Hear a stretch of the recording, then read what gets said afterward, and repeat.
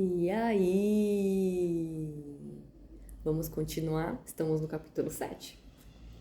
Tema de hoje: por que o sofrimento se torna traumático? Se o demônio parte, ele volta e encontra o coração do homem limpo, mas vazio. O demônio então convoca outros 7 espíritos piores do que ele, e todos entram no homem e nele se instalam. E a situação dele se torna pior do que antes. Isso está em Mateus, capítulo 12, versículo 43. Vamos ver o que vamos aprender hoje, porque esse versículo é muito forte, né? Traz muito ensino para nós.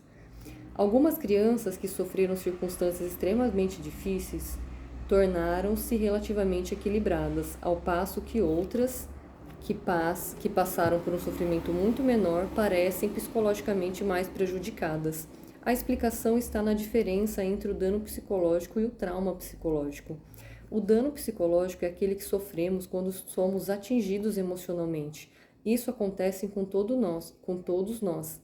As pessoas que nos criaram podem deixar de satisfazer de maneira significativa algumas de nossas necessidades, e podemos também ser expostos a circunstâncias cruéis ou agredidos por alguém de um modo que nos magoe profundamente.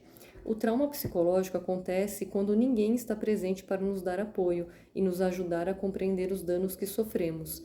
Os danos psicológicos podem causar traumas que nos deixam com a impressão de sermos fracos, incompetentes, defeituosos e perseguidos. Um evento doloroso torna-se traumático quando adquire um significado negativo a respeito de quem somos. Os eventos traumáticos do passado podem transformar-se em demônios que nos perseguem a vida inteira. Ter a presença de uma pessoa que se mostre receptiva à nossa dor faz a diferença no mundo, faz toda a diferença no mundo. Jesus sabia que precisávamos de ajuda dos outros quando somos magoados, para evitar que os demônios voltem a nos ferir ainda mais. Candy é uma mulher atraente e inteligente. Quem olha para ela não imagina que tenha passado por uma experiência que modificou a sua vida. Quando era adolescente, ela foi estuprada quando voltava da casa de uma amiga. Foi o acontecimento mais terrível da sua vida.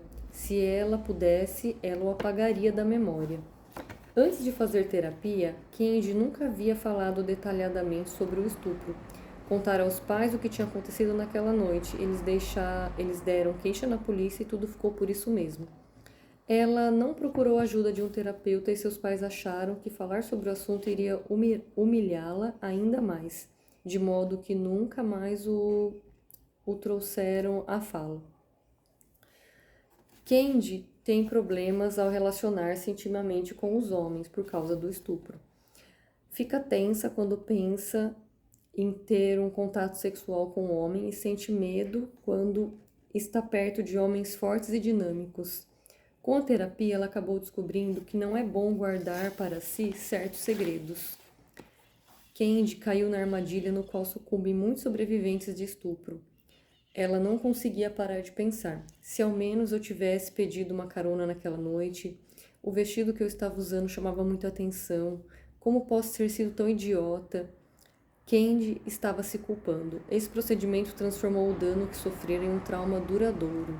Talvez, se ela tivesse sido capaz de conversar com alguém, seu segredo não tivesse sido tão nocivo. Outra pessoa poderia tê-la ajudado a ver que seus sentimentos não eram anormais e que ela não era responsável pelo que acontecera. Se Candy tivesse recebido a ajuda para lidar com seus sentimentos, esse terrível acontecimento talvez não tivesse se transformado em um trauma permanente que a fazia se sentir tão mal em relação a si mesma.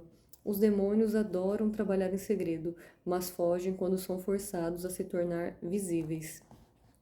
Candy está começando a se sentir menos amedrontada na presença dos homens, porque está trabalhando os seus sentimentos na terapia. Fechar a porta para os danos do passado não mantinha os demônios à distância, mas permitir que seu terapeuta percorra com ela os lugares escuros e ocultos está conseguindo afastá-los.